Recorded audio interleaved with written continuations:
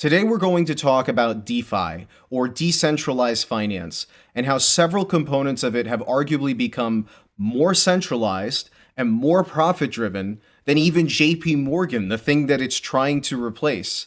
And of course, I picked JPMorgan here because it's one of the most hated banks in crypto. And that's mostly because the CEO, Jamie Dimon, has called Bitcoin worthless several times over the last couple of years. But how did I come to this conclusion? Let's start with a basic understanding of what makes DeFi decentralized. The general goal of DeFi is to remove intermediaries in financial services. Some examples of intermediaries include banks, exchanges, and various other financial institutions that organizations and people, such as Sarah here, trust to manage their transactions. And those intermediaries typically reserve the right to freeze your funds, halt or reverse transactions, withhold information from you, and generally exert complete control over your money. So DeFi argues that people should ultimately hold control of their money and thus aims to remove these financial intermediaries from the equation. The way it achieves this goal is by developing an open source program that offers similar services to what these intermediaries provided before. Now, your money only interacts, and that's what this arrow here represents, with this open source program known as a smart contract. Because the code is open source, anyone can inspect it to verify that it does what it says it will do. Also, because the smart contract is deployed on the blockchain, it cannot be changed in the future to work against you. In effect, the intermediaries have been replaced by smart contracts that are 100% transparent, and thus the system is decentralized, right? That's the general pitch for DeFi, and most definitions end there. But that definition is missing one key element. Who manages the smart contract or the code? After all, the whole premise of DeFi relies on us, Sarah here, being able to trust the code more than they trust the banks or the intermediaries that they previously got these services from.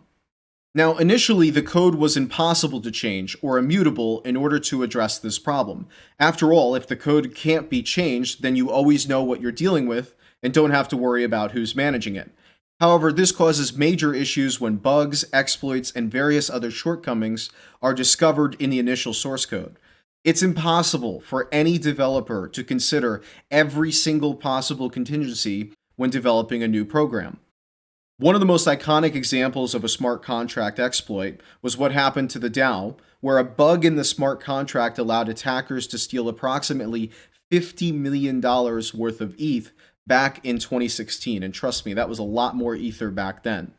Nowadays, most DeFi projects have upgradable smart contracts. That is, they can be changed. But how is this possible? In a sick twist of fate, this is possible by using an intermediary. I wish I could tell you that I was kidding. Specifically, an intermediary contract called a proxy.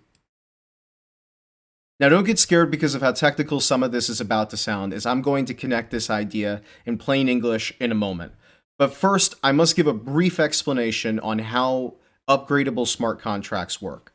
The fact is, any code deployed on the blockchain cannot be directly changed. That is, any smart contract cannot be directly changed. To get around this, developers created proxy contracts. So instead of having a singular main contract that handles all of the storage and all of the logic, that is, the services that the user is requesting, why don't we delegate that logic to a different smart contract? Because this is what we are really looking to change when we upgrade a contract. And so that implementation contract, let's say this is version 1, can be upgraded to version 2, and the user will experience no interruption to their service because they're still interacting with the proxy that is now referring to version 2 instead of version 1. Hence, the contract is upgradable. What's more important than the technical details of what I just described here is who is in charge of what implementation contract is chosen. Again, remember that these implementation contracts are deciding how your money is handled. And so whoever decides which implementation contract is going to be used is effectively the new intermediary in the DeFi world. And there's really three main options on who that can be. It can be a singular owner that can make major changes by themselves. It can be a multi-sig owner.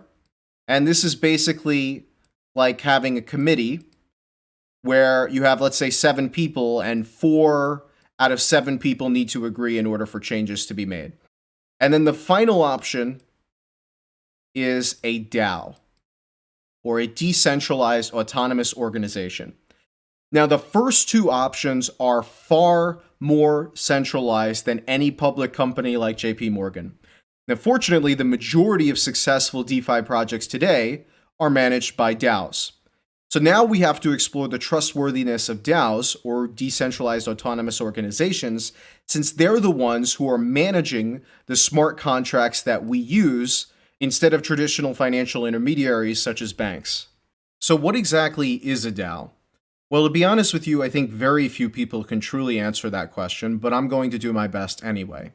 A DAO is a decentralized organization that manages a set of resources, typically smart contracts, in order to maximize the value of the ecosystem that it serves. In practice, a DAO is a community of shareholders, so just imagine that these are shareholders, that vote on changes to these smart contracts. So what I have here is a brief explanation from Aave on how governance in their DAO works. First, there is a discussion of a proposal on a forum. Then there's an off-chain vote that takes place typically on a website called Snapshot.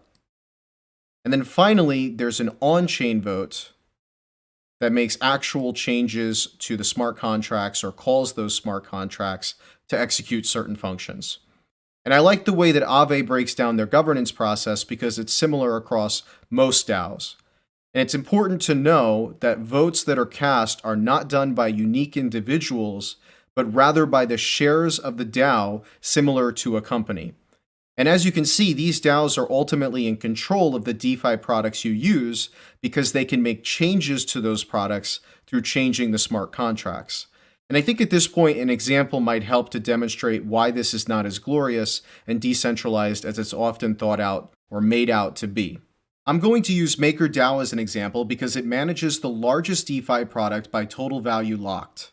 Now, this product, DAI, is a crypto stablecoin that's pegged 1-to-1 with the US dollar. In other words, one DAI is worth approximately 1 USD. Now, the point of stablecoins is to create crypto versions of a stable, real-world currency that enables people such as you and I to effectively use US dollars inside the crypto ecosystem. You can't transfer a literal United States dollar on the blockchain, but you can transfer a stablecoin like DAI, hence the value in the product. And I'm going to get back to plain English in a moment here, I promise, so just hang with me here as I get through this. The way DAI is pegged to the US dollar is through over-collateralization. So I'm going to draw a really bad-looking Ethereum here. Here we have a smart contract.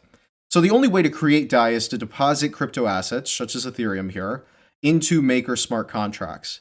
And then you will receive some amount of DAI that's less than the market value of the collateral that you put up.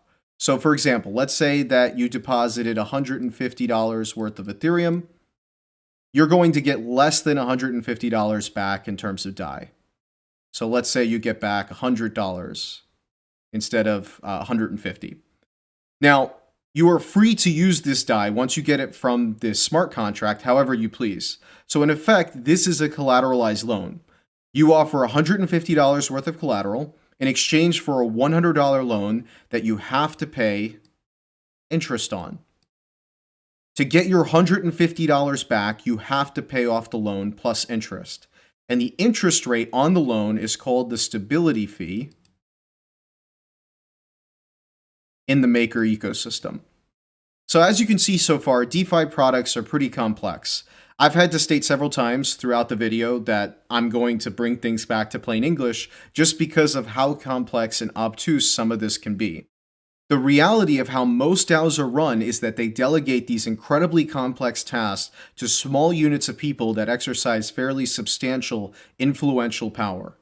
For example, the stability fee is effectively determined by a small team of people called the MakerDAO Open Market Committee, which is compensated by the MakerDAO. And these 6 individuals effectively determine the interest rates and the debt ceiling for Maker DeFi products. Now, when it comes time to vote on community sentiment for these changes, the community almost always supports the Open Market Committee's decisions because they trust their expertise. And the reason they trust their expertise is because these things are quite complicated. They have to do an in-depth analysis of risk premiums and looking at the lending market as a whole in order to come up with these conclusions. So of course the community is simply going to support that. And it's also time that we talk about these polls. Most voting power is concentrated behind delegators and large shareholders. But what are delegators? Well, DAOs rely on voter participation to enact changes. Voter apathy, therefore, is a real issue because most people just don't care enough to understand the intricacy of every single poll and issue raised. And so to solve this issue, MakerDAO appointed delegates, which DAO shareholders can delegate their voter rights to. They're effectively the equivalent for DAOs of a board of directors. That is, they represent the shareholders that delegated their voting rights to them, and they are paid for fulfilling this duty well. The result of this is that most Maker polls only have a few dozen participants voting, some number of delegators, and some number of large stakeholders such as early adopters, venture capitalists, and meta-governance firms. This is the actual reality of DAOs. Their decentralization really just means that it's a few activist investors fighting over control of the company. The truth is, I'm tired of people saying that just because the code is open source, that these DeFi products are trustless.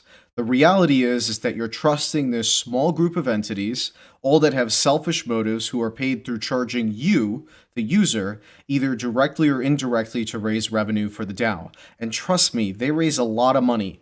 Delegates can receive compensation of up to $144,000 a year. So as you can see here, the top delegate for the month of June received $11,573.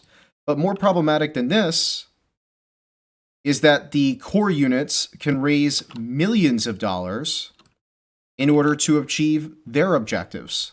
Now, at this point, you may not be convinced this is an issue. After all, somebody needs to service these smart contracts. But because of how complex DAOs and DeFi products are, there are only a few entities capable of servicing them. And because DAOs are well capitalized with hundreds of millions of dollars, there is significant incentives for these few to pay themselves in excess of their value. There are a number of companies that now specialize specifically in servicing DAOs. Some examples include Llama, Gauntlet, Sigma Prime, etc. And many of these companies are paid via the treasuries or grant systems that are funded through user transactions. And here's where the concern is. Companies write their own proposals and can theoretically vote on their own proposals and work together to ensure that they get hired. In other words, paid by the DAO. Collusion between them doesn't even need to be explicit. Tacit collusion is a natural approach, as each company benefits if their respective proposals are accepted. So they have natural incentive to form unofficial alliances in supporting each other's proposals. And it's hard to verify when this is or isn't happening, since identity is voluntary in these DAO voting systems. In my opinion, the fact most of this is transparent doesn't really change the reality. DeFi products are managed by DAOs, which themselves are managed by a small subset of large entities due to the complexity of DAOs. And so I must ask the question, should Sarah really trust the smart contracts more than she trusts the banks? If Sarah doesn't understand code, she has to trust the audits other people have done on the code. Yet some of these security audits are provided by organizations that write, and even more importantly, can vote on their own proposal to audit the very project that's hiring them. And yet we criticize the perverse incentives that credit rating agencies had back in 2008. Now, the point of this video isn't just to bash DeFi and DAOs and say that they're worse than banks. The reality is, I think JPMorgan is one of the most posh and full of itself banks out there. But if you put a gun to my head and ask me, would I rather trust them or an audited DeFi project with, let's say, the money for my hypothetical kid's future tuition, I would pick JPMorgan every time. And I imagine most people watching this video would too. It's not just about security, it's about accountability. These DAOs often make reckless decisions and spend countless millions on compensation chasing objectives of questionable value. At least with JP Morgan, I know they have to follow Dodd-Frank regulations. I know there's a free market that keeps them mostly honest. And I know the Department of Justice recently charged them nearly $1 billion in fines for spoofing. In DAOs, though, the economic incentive for rational participants is just to push budgets and revenues as high as possible without raising any eyebrows. In other words, the same corporate greed and exclusionism that makes people hate JP Morgan is present in DAOs, and it's even more prevalent in highly centralized solutions such as multi-sig configurations, which is how most DAO grant systems work. Once the grant budget is approved by the DAO, a small committee of reviewers, such as you can see here, can allocate those funds as they see fit. Yet many DeFi introductions gloss over these realities like they're nothing. Lastly, I want to conclude that I don't fundamentally think that DAOs or DeFi are evil or a plague. There are many good and honest actors taking part in the governance of DAOs, and most of those involved in this space acknowledge its shortcomings and are trying to find solutions, especially with the voting system in particular. The issue I have is with the introduction that most media provides that the mass majority see. That said, DAOs are an interesting new approach to the management of a company. It's just important to realize that at the end of the day, there are millions of dollars on the line that fundamentally change how people behave. And the lack of accountability present in the governance of DAOs ultimately breeds greediness even in people who otherwise aren't greedy. I hope this was some interesting food for thought. This was more of a technical video than I usually upload on my channel, so let me know if I handled it well in terms of introducing and explaining each concept. I know it was a little bit of a doozy. That said, if you're interested in more thought-provoking content, you should watch my last video where I discuss my current outlook on crypto markets using a macroeconomic lens. I think you'll find it interesting. Otherwise, I hope you enjoyed, and I'll see you next time.